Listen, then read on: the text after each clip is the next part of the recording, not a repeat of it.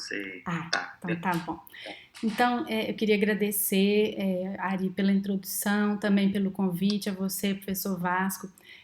O evento tá, assim, excelente, eu gostei muito, eu participei dele o dia inteirinho. Então, assim, eu queria realmente dar os parabéns para vocês, pela organização, a Flávia e a nossa secretaria. Então, como a gente já está com o tempo bem avançado, eu vou ser bem, assim, direta. Meu trabalho é um trabalho bem computacional, né? Como a Ari já me apresentou, eu sou formada em ciência da computação, professora de ciência da computação e sou doutora em bioinformática. Então, todo o trabalho do meu grupo é um trabalho que a gente chama de in silico, né? Então, vou apresentar para vocês alguns dos trabalhos que a gente tem, dos algoritmos e das ferramentas. E a gente trabalha numa área bem complementar, assim, a maioria dos grupos que apresentaram, que é a parte de bioinformática estrutural. E aí, só colocando assim, breve histórico de onde surgiu esse grupo, né, o meu orientador era o professor Marcelo Santoro, que é um dos professores que estavam na fundação do programa de pós-graduação em bioinformática. Ele era enzimologista. E aí, da pesquisa do professor Santoro, veio o trabalho dos seus vários alunos, né, que hoje são aí docentes nas várias universidades. E a minha tese tratou de comparação e classificação de proteínas com base em mapas de contatos. Então, o professor Santoro trabalhava muito com o cálculo e a análise de interações entre os resíduos de aminoácido da proteína. Então, a minha tese foi fazer esses mapas de contatos. Isso aqui é um trabalho de um aluno de iniciação que está fazendo uma releitura das minhas análises de mapa de contato, só que é uma ferramenta web, toda interativa, e basicamente ele está desenvolvendo um algoritmo que faz o casamento dos contatos. Então, é bem interessante porque a gente pode, por exemplo, comparar duas proteínas ou dois complexos proteína-inibidor e analisar em detalhes as interações que são mantidas e as que são criadas e as que são perdidas. Então ele faz um alinhamento geométrico dos contatos e ele consegue identificar contatos, mesmo que diferentes, né? Às vezes são naturezas diferentes, mas que são mantidos na mesma posição. Então, só para mostrar aqui, né, os tipos de interações que a gente tem trabalhado, né, interações iônicas, atrativas e repulsivas, ligações de hidrogênio, van der Waals, hidrofóbicas, pontos de sulfeto. Então, esses mapas de contato, eles têm basicamente um conjunto de interações, né, no caso aqui desse mapa, são interações intracadeia, então dentro da proteína, né, da cadeia. Essas interações são responsáveis pelo nivelamento, pela estabilidade da estrutura da proteína. Mas a gente também trabalha com os contatos intercadeia, né? Então, por exemplo, proteína com peptídeo, proteína com outra molécula, proteína com outra proteína. Então, isso aqui só para situar que a maioria dos trabalhos do nosso grupo tem uma raiz muito forte nessas interações. Então, a gente estuda muito fortemente essas interações. E com relação às técnicas computacionais, né, que são também um dos viés mais fortes do grupo, obviamente, a gente trabalha com diversas técnicas. Então, o objetivo do nosso grupo é colaborar com grupos que têm trabalhos mais biológicos, identificar problemas interessantes e desenvolver métodos que deem suporte para esses pesquisadores, né? Então, a gente trabalha com métodos clássicos de bioinformática estrutural, modelagem molecular, por homologia, threading, docking, né? Docking proteína-peptídeo, docking proteína-molécula, proteína-proteína. Trabalhamos com dinâmica molecular, mas mais com colaborações, né? O nosso grupo não tem assim tanta tradição em dinâmica. E trabalhamos então também com métodos de inteligência computacional, né? Machine learning, deep learning. Então todos esses métodos, né, de aprendizagem supervisionada, não supervisionada, por reforço, tudo isso a gente trabalha. Trabalhamos também com computação evolucionária. Então são meta-heurísticas para otimização, por exemplo, algoritmos genéticos, programação genética, né? E também trabalhamos com visualização de dados. Então, um outro viés forte no grupo também é o desenvolvimento de ferramentas muito visuais, muito interativas. Eu dou uma disciplina de visualização de dados, então a gente tem essa característica. Tudo que a gente faz, a gente quer desenvolver uma ferramenta, ela tem que ser interativa, ela tem que ser fácil de usar, né? Então, basicamente são essas linhas aqui, né, da computação que a gente trafega bastante, mas a gente sempre está aberto a outras possibilidades, né? Então, o nosso objetivo é ajudar na resolução de problemas biológicos, em geral, que envolvem um alvo proteico, né? Porque a gente trabalha com essa parte mais de biologia estrutural. Então, com relação aos problemas biológicos que a gente tem trabalhado, eu tentei colocar assim grandes setores assim, né? Então a gente trabalha muito com o estudo do reconhecimento molecular. Então, como a gente trabalha com interações, a gente busca entender o mecanismo de reconhecimento de uma proteína e seus ligandes, né? As outras moléculas ou macromoléculas que interagem com ela, sempre por meio de interações químicas. Com base nesses padrões de reconhecimento que a gente aprendeu a explorar, a gente também consegue hoje fazer de forma mais racional desenho de ligandes. Então, a gente tem trabalhado no desenho de moléculas que possam, por exemplo, inibir uma certa proteína, mais recentemente o desenho de peptídeos, né? Então, a gente tenta desenhar uma molécula que possa interagir com a proteína. E, mais recentemente ainda, a gente tem trabalhado também com otimização de moléculas.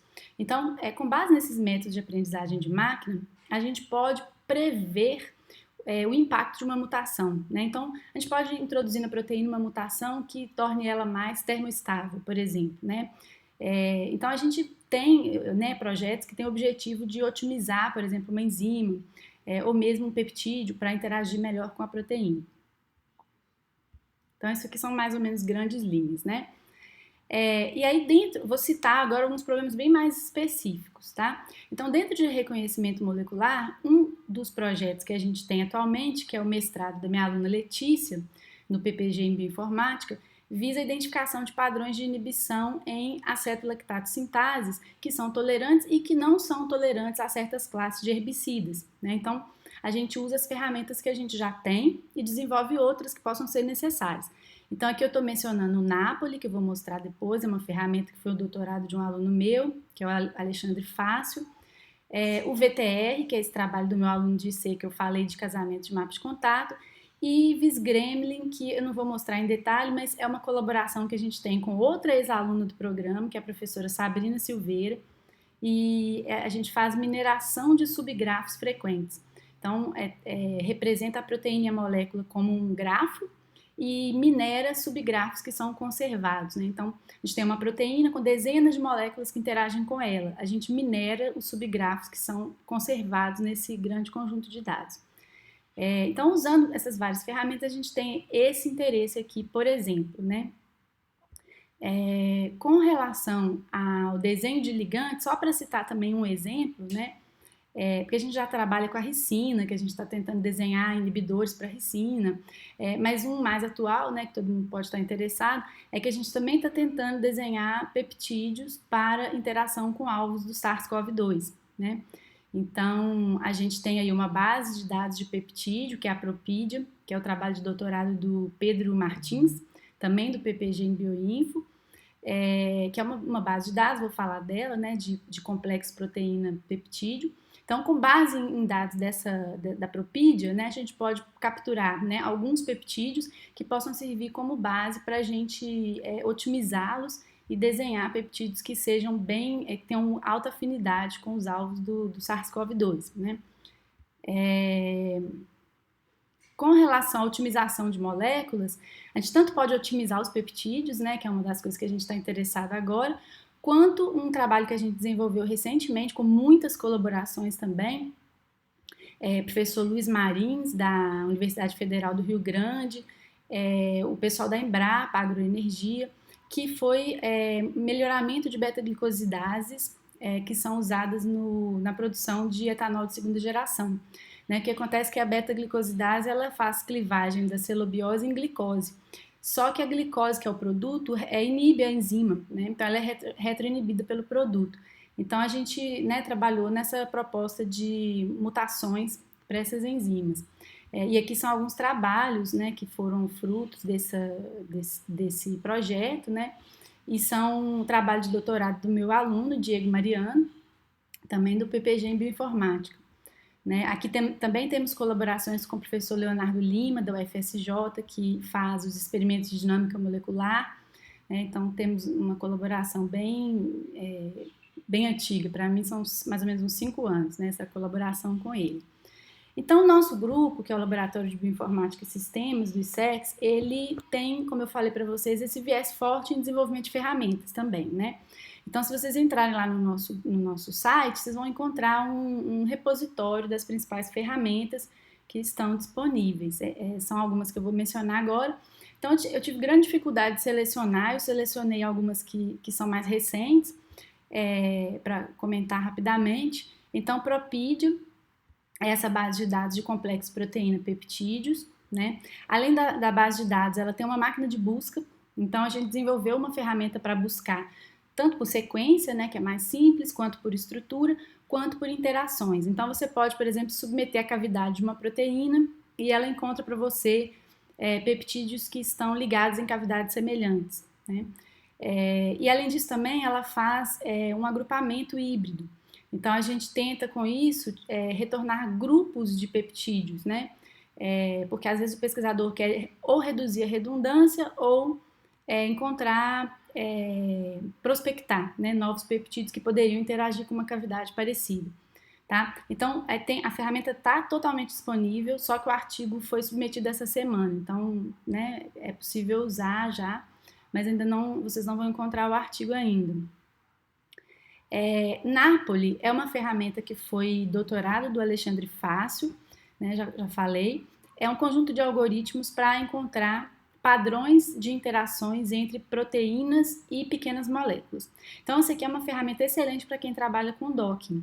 Tá? Se você trabalha com docking de proteína, pequenas moléculas, você pode submeter os seus resultados na ferramenta, no Napoli, e ele retorna um relatório visual, interativo, cheio de gráficos das interações que são conservadas. Então, você consegue ver um resíduo, qual a frequência dele num determinado tipo de interação. Por exemplo, em quantos por cento dos complexos ele faz ponte de hidrogênio. E aí você visualiza tudo lá como proteína, né, assim, dessa forma, e também visualiza como grafo. Então, é uma ferramenta bem interessante. Já existe o trabalho também do Napoli publicado.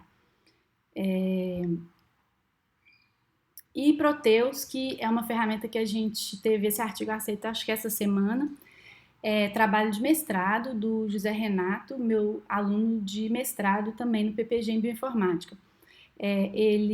Isso aqui é um trabalho interessante, desenvolvido em colaboração com o Ronaldo Nagem, do ICB, que nos deu essa ideia, né? Ele teve essa ideia, acho que foi até o trabalho de doutorado do aluno dele, Sandro, e nós refatoramos e tornamos essa ferramenta mais eficiente, porque o conjunto de dados é gigantesco, e juntos nós refizemos esse trabalho, melhoramos em vários aspectos e conseguimos fazer um servidor para publicar também.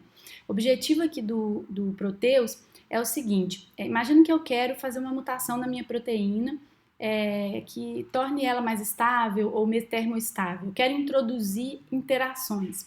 Então, a ideia do Proteus é que a gente faz uma busca por pares de aminoácidos que estejam em conformações semelhantes em termos das suas cadeias principais, dos seus backbones, e aí, com base nisso, eu consigo propor para o pesquisador uma mutação que seja mais promissora para a criação desse contato. Então, por exemplo, nessa figura aqui, imagine que eu tivesse esses aminoácidos aqui em azul escuro. Vocês estão vendo que eles não interagem, né? A cadeia principal deles, uma está voltada para um lado, outra está voltada para o outro. Eu busquei no PDB, encontrei essa outra estrutura aqui que tem esses resíduos em verde, e elas estão mais ou menos com a mesma conformação de backbone, contudo elas fazem uma interação aqui. Tá? Então seria uma forma do pesquisador tentar introduzir mutações dirigidas na proteína dele, visando construir uma rede de interações que não existia. Tá? Então isso aqui é um artigo que saiu essa semana, e o servidor também está disponível lá no nosso site. Tá? Bom, essa era a última. Eu estou desenvolvendo um trabalho que é bem recente, sinceramente foi em tempo de pandemia. Eu mesma tive essa ideia de desenvolver um algoritmo para otimizar peptídeos. E acabou que eu mesma implementei durante a pandemia, então tá um negócio que assim, estou bastante interessada, já está praticamente pronto, estou fazendo alguns testes, se alguém tiver interesse de colaborar.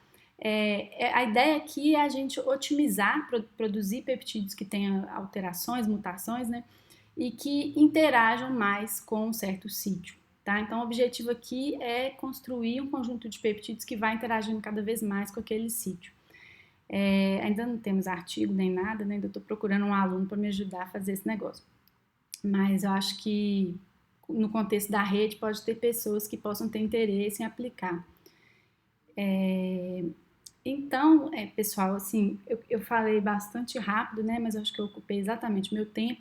Eu queria agradecer muito, né, ao meu grupo, aos meus alunos, esse grupo que não é o meu grupo, que tem os meus alunos e vários colaboradores de uma outra rede, que é essa Rede Babel, que também é um projeto da CAPES, Biologia Computacional, né, foi financiado por esse edital. Então, agradeço muito, né, pela oportunidade de trabalhar com esse grupo, com o grupo de alunos que eu tive e tenho.